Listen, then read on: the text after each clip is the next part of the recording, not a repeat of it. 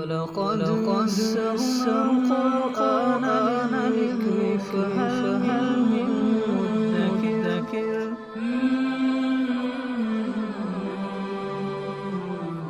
سورۃ النساء آیت نمبر 32۔ اعوذ باللہ من الشیطان الرجیم، بسم اللہ الرحمن الرحیم۔ ولا تتمنوا ما فضل اللہ به بعضکم علی بعض للرجال نصیب مما اکتسبوا وللنساء نصیب مما اکتسبن واسألوا اللہ من فضلہ ان اللہ کان بکل شیء علیما۔ بعض خواتین کے ذہن کے اندر، ان کے دل کے اندر یہ تمنا پیدا ہوئی کہ مردوں کو وراثت میں بھی ہم سے دگنا حصہ ملتا ہے، پھر مردوں کی شہادت گواہی وہ دو عورتوں کی مل کر ایک مرد کے برابر ہوتی ہے۔ اسی طرح مرد جہاد بھی کرتے ہیں اور بہت ساری نیکیاں جو مرد کر لیتے ہیں عورتیں نہیں کر پاتی، تو کاش ہم بھی مرد ہوتے۔ یہ تمنا انہوں نے کی تو اللہ تعالیٰ نے ارشاد فرمایا کہ وَلَا تَتَمَنَّوْا مَا فَضَّلَ اللَّهُ بِهِ بَعْضَكُمْ عَلَى بَعْضٍ، ایسی چیز کی تمنا نہ کرو جس میں اللہ نے تمہیں ایک دوسرے پر فضیلت بخشی ہے، یعنی بعض فضائل ایسے ہیں انسانوں کے کہ اللہ تعالیٰ نے ان میں بندوں کا کوئی اختیار رکھا ہی نہیں ہے۔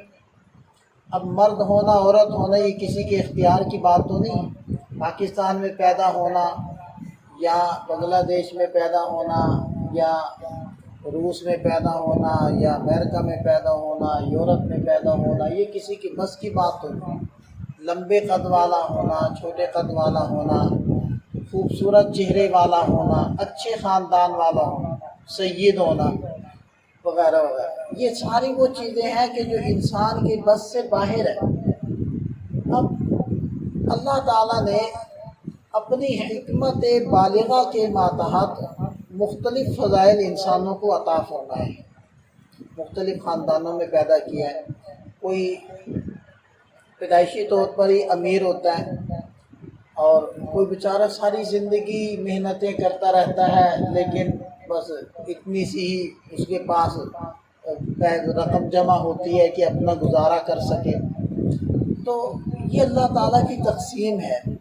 اب ان کے اندر چونکہ بندے کا اختیار نہیں ہے، اگر بندہ ان چیزوں کی تمنا کرے گا ایک تو خام خواہ اپنے آپ کو پریشانیوں کے اندر مبتلا کرے گا، دوسری بات یہ ہے کہ جب یہ چیزیں انسان کو حاصل نہیں ہو سکیں گی تو پھر جن لوگوں کو حاصل ہے ان کے اوپر خام خواہی اس کو غصہ آئے گا، حسد پیدا ہوگا کہ مجھے تو حاصل ہوئی نہیں، ان سے بھی یہ نعمتیں چھن جائیں، تو یہ بہت سارے گناہوں کا سرچشمہ ہے۔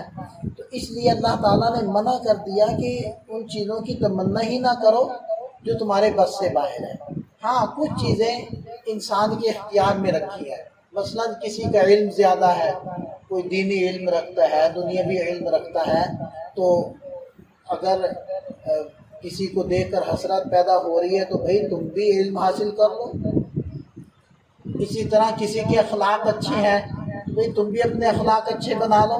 قرآن تو کہتا ہے فاستبقوا الخیرات، خیر کے کاموں میں آگے بڑھو، مقابلہ کرو، ایک دوسرے سے آگے نکلنے کی کوشش کرو۔ کوئی نیک ہے، پارسا ہے، متقی ہے، کوئی دیانتدار ہے، کوئی سچا ہے، تو بھئی تم بھی یہ چیزیں حاصل کر لو۔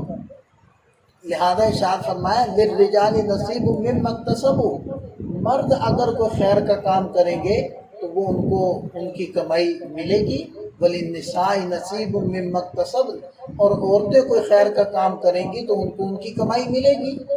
ایسا تو نہیں ہے نا کہ مرد اگر نیکی کا کام کریں گے تو ان کو ثواب ملے گا، عورتیں کریں گی وہی نیکی کا کام تو ان کو آدھا ثواب ملے گا، یا عورتیں نیک نہیں بن سکتی، عورتیں سچی نہیں بن سکتی، عورتیں بااخلاق نہیں بن سکتی۔ اسی طرح مردوں میں بھی اگر کسی کی کوئی برادری بہت اچھی نہیں ہے جو عام طور پر سمجھی جاتی ہے، ورنہ تو اللہ تعالیٰ کے ہاں تو معیار ہی نہیں ہے برادریاں، یہ تو محض آپس میں پہچان ہے۔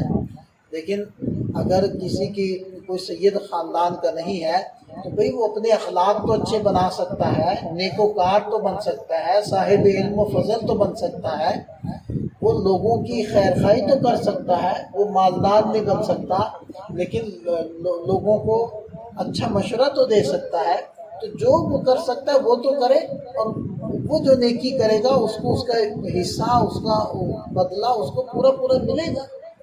لہذا یہ بات تفصیل سے اللہ تعالیٰ نے ارشاد فرمایا، اور آگے ارشاد فرمایا وَاسْأَلُوا اللَّهَ مِنْ فَضْلِهِ، جب بھی اللہ سے مانگو تو اس کا فضل مانگو، یہ نہ کہو کہ اللہ مجھے بھی مالدار بنا دے۔ بھئی کسی کے لیے مالدار ہونا یہ اس کے لیے خیر ہوتی ہے، کیونکہ اگر وہ غریب ہو جائے تو شاید وہ اسلام ہی چھوڑ دے، اور دوسرے کے لیے غریب ہونا یا متوسط ہونا ہی خیر ہوتی ہے، کیونکہ اگر اس کے پاس وہ مال آ جائے گا تو وہ ہو سکتا ہے ان گناہوں میں پڑ جائے جو وہ متوسط ہونے کی حالت میں نہیں پڑ رہا۔ کیا کہتے ہیں کہ اگر گنجے کو ناخن مل جائے تو وہ اپنا سر زخمی کر لے، تو بالکل وہی چیز ہے۔ ہاں اللہ سے فضل مانگو۔ اب کسی کے لیے فضل کیا ہے کہ وہ مالدار ہو جائے، کسی کے لیے اللہ کا فضل کیا ہے کہ وہ متوسط ہی رہے، مالدار نہ ہو، یہ اس کے لیے فضل ہے اللہ کا۔ اور کسی کے لیے فضل کیا ہے کہ وہ صاحب منصب ہو جائے، اس کو عہدہ مل جائے، اس کو اختیارات مل جائیں، کیونکہ اللہ نے اس کو صلاحیتیں عطا کر رکھی ہیں، وہ اپنی صلاحیتوں کو استعمال کر کے کچھ بھلا کر سکتا ہے۔ لیکن دوسرے کے لیے خیر اور اللہ کا فضل یہ ہے کہ اس کو عہدہ اور اختیارات نہ ملیں، کیونکہ اس نے وہ عہدہ اور اختیارات ملنے کے بعد وہ نقصانات کرنے ہیں کہ جو دوسرے عہدے والے نہ کر سکیں۔ تو اس لیے اللہ کا فضل مانگنا چاہیے، پھر فضل میں جو انسان کے لیے بہتر ہوگا وہ انسان کو مل جائے گا۔ ان اللہ کان بکل شیء علیما، اور اللہ تعالیٰ ہر چیز کا جاننے والا ہے۔ لہذا بندوں کو جو مختلف اللہ تعالیٰ نے فضیلتیں عطا فرما رکھی ہیں، یہ اس کا علم ہے، وہ جانتا تھا کہ اس میں یہی خیر ہے، یہ مسلمان علاقے کے اندر پیدا ہو تو اس کے لیے یہی خیر ہے، اس کے لیے یہی بہتری ہے۔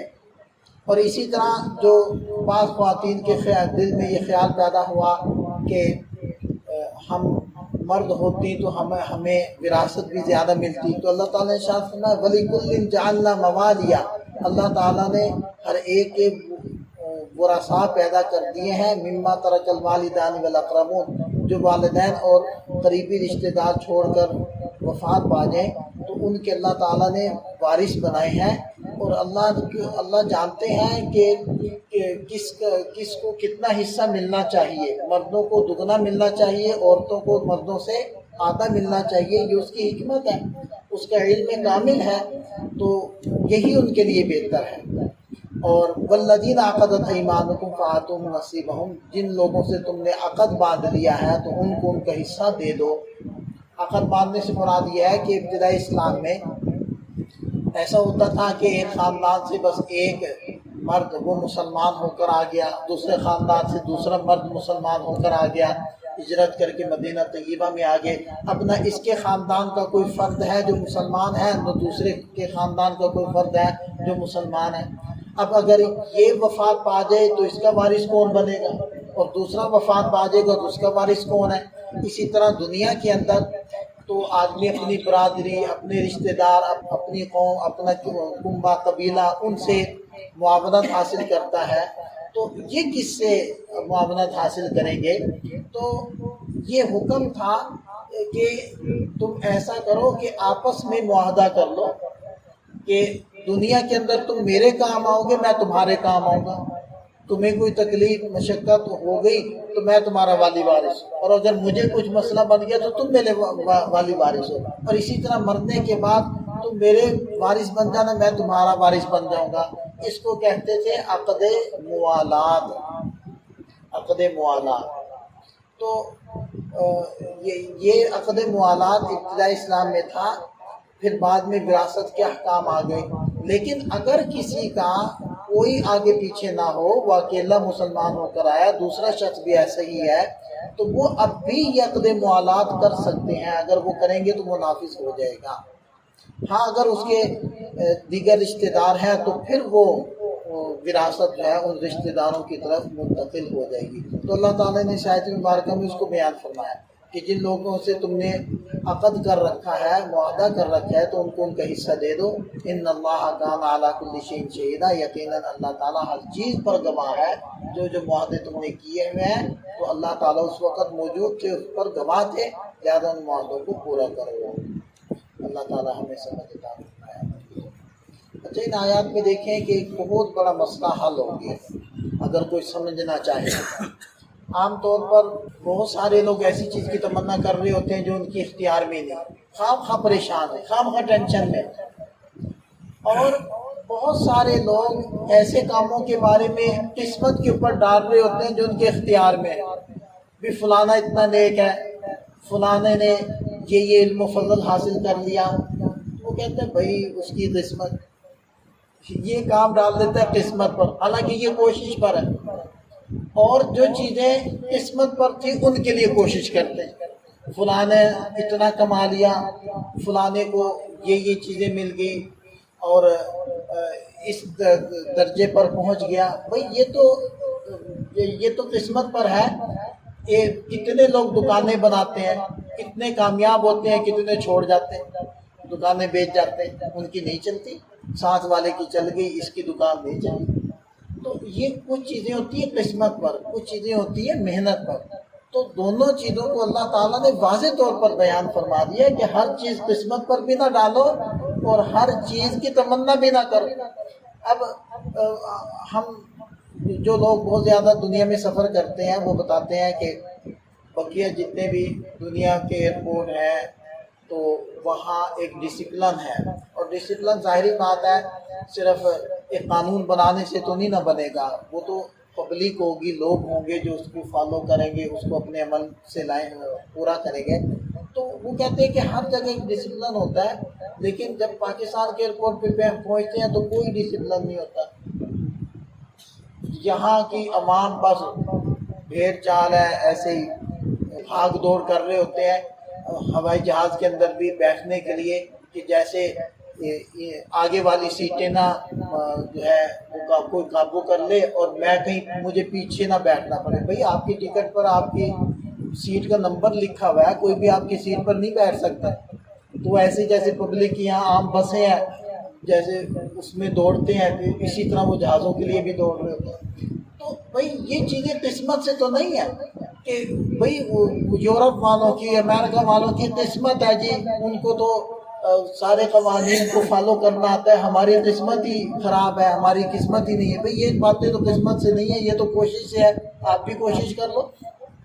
صفائی، بھئی ان کی قسمت ہے کہ ان کے ہاں صفائی ہے، اور ہماری قسمت خراب ہے کہ ہمارے ہاں صفائی نہیں۔ ان کی قسمت اچھی ہے کہ ان کے ہاں چیزوں میں ملاوٹ نہیں ہوتی، خالص چیزیں ملتی، ہماری قسمت خراب ہے کہ ہمارے ہاں چیزیں خالص نہیں ملتی۔ نہیں بھائی، یہ قسمت سے نہیں ہے، یہ کوشش سے ہے۔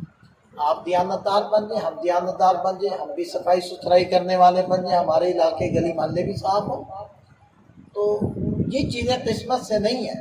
ہاں، امریکہ میں پیدا ہونا، یورپ میں پیدا ہونا، روس میں پیدا ہونا، آسٹریلیا میں پیدا ہونا اور پاکستان میں پیدا ہونا، یہ قسمت سے، اس میں ہمارا اختیار نہیں ہے۔ تو ان چیزوں میں فرق کرنا چاہیے۔ اللہ تعالیٰ ہمیں سمجھ عطا فرمائے۔